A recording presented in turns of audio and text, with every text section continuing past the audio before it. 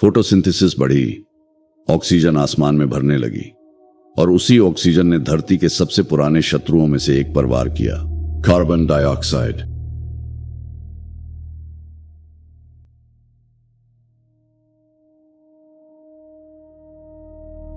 CO2 तेजी से घटा, ग्रीन हाउस प्रभाव कमजोर पड़ा, तापमान गिरने लगा और वह गिरावट रुकी नहीं। धीरे धीरे बर्फ ने ध्रुवों से चलकर महासागरों की ओर कूच किया।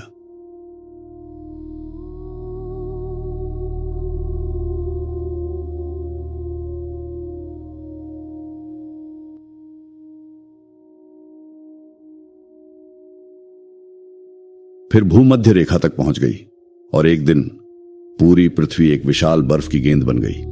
महासागर जम गए, लहरें थम गईं, पहाड़ बर्फ की चादर में जकड़ गए, आसमान धुंधला, सूर्य फीका और हर दिशा में बस सफेद सन्नाटा।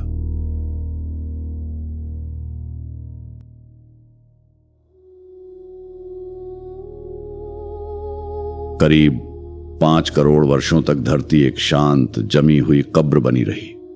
कोई हरकत नहीं, कोई हरियाली नहीं, कोई जीवन का शोर नहीं, सिर्फ सफेद मृत्यु का अनंत विस्तार।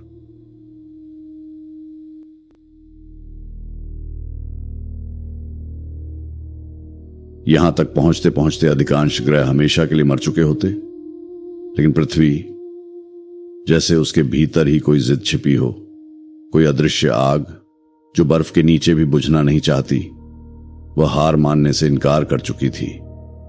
बर्फ के नीचे, मौन के नीचे, मृत्यु के नीचे कुछ अभी भी जीवित था। पृथ्वी बाहर से चाहे एक जमी हुई लाश जैसी दिख रही थी, लेकिन अंदर उसकी आग अभी भी धधक रही थी। बर्फ के नीचे दबाव और अंधकार के बीच ज्वालामुखी लगातार फटते रहे। हर विस्फोट धीरे धीरे वातावरण में CO2 जमा करता गया। हर साल लगभग 50 करोड़ टन CO2 वातावरण में छोड़ते हुए 1 करोड़ वर्षों तक यह जारी रहा और एक समय बाद ग्रीन हाउस प्रभाव वापस लौटने लगा।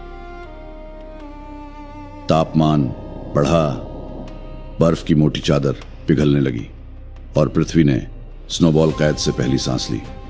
लेकिन असल चमत्कार तो उस बर्फ के भीतर छिपा था। स्नोबॉल अर्थ के दौरान UV किरणों ने बर्फ की सतह पर हाइड्रोजन पेरोक्साइड बनाया था।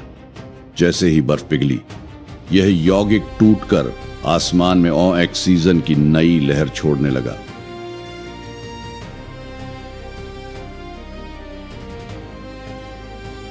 वातावरण बदला, समुद्र जागे और जीवन ने खुद को दोबारा गढ़ा, पहले से अधिक विविध, पहले से अधिक जटिल, पहले से अधिक शक्तिशाली।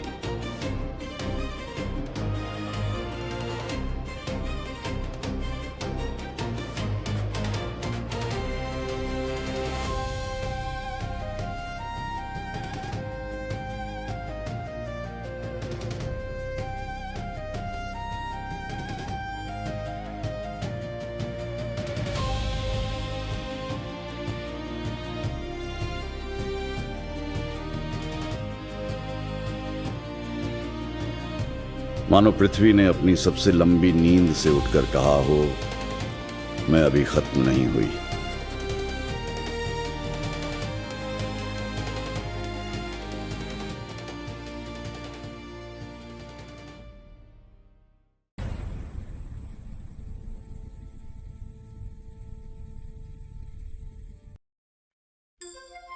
स्नोबॉल के बाद जीवन फिर से उठ खड़ा हुआ और इसके साथ ही वातावरण में ऑक्सीजन बढ़ती गई। लगभग 60 करोड़ वर्ष पहले जब ऑक्सीजन का स्तर 20% तक पहुंचा, तब कुछ O2 अणु सूर्य की तीव्र किरणों से टकराए, टूटे, जुड़े और बदल गए O3 ओजोन में। ऊपर, बहुत ऊपर, समुद्र तल से 15 से 35 किलोमीटर की ऊंचाई पर धरती ने पहली बार एक अदृश्य ढाल पहन ली। यह ओजोन परत सूर्य की सबसे घातक UVC किरणों का 99% हिस्सा रोकने लगी। वे किरणें जो DNA को तोड़ सकती थी, कोशिकाओं को जला सकती थी, जीवन को मिटा सकती थी। और इसी सुरक्षा के नीचे लगभग 47 करोड़ वर्ष पहले एक असंभव कदम संभव हुआ। जीवन पहली बार समुद्र से निकलकर भूमि पर आया। शुरुआत में बस छोटे छोटे बीजाणु, काई की पतली परत, फिर 42 करोड़ वर्ष पहले फैला पौधा कुक्सोनिया, केवल कुछ सेंटीमीटर ऊंचा, लेकिन यह था धरती पर जड़ें जमाने वाला पहला जीव। और फिर जैसे किसी ने बांध तोड़ दिया हो, पेड़, जंगल, कीट, मछलियां जो पैरों में बदल गईं, उभयचर, सरीसृप, डायनासोर, स्तनधारी और अंत में मानव।